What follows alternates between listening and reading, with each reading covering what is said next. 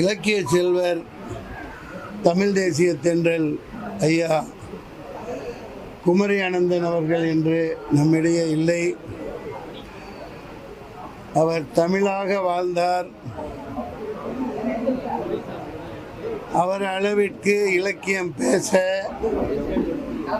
மகாபாரத, ராமாயண, குற்றால குறவஞ்சியாக இருக்கட்டும், மணிமேகலையாக இருக்கட்டும், அக்குவேறு ஆணிவேராக பிரித்து ஆய்ந்து சொற்களை உச்சரிக்கும் விதமே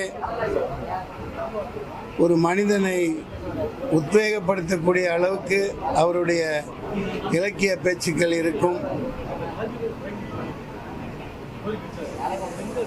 அன்னாரின் பேச்சுக்கு நான் மிக மிக அடிமை.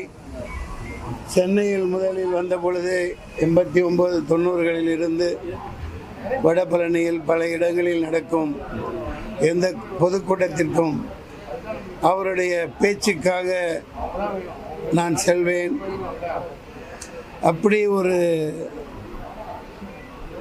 தமிழ் பேசக்கூடிய ஒரு மனிதன் இப்போ தமிழ்நாட்டில் இல்லை. அது ரொம்ப வேதனையானது.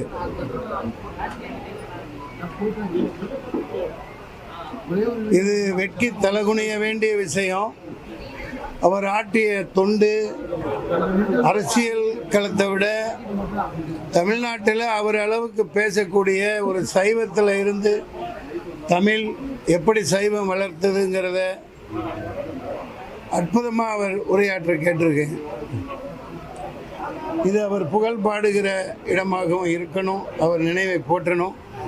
அந்த வகையில் ஒரு சின்ன கதை அவர் சொன்னது எனக்கு ஞாபகம் இருக்குது. ஒரு 30 வருஷத்துக்கு முன்னாடின்னு நினைக்கிறேன்.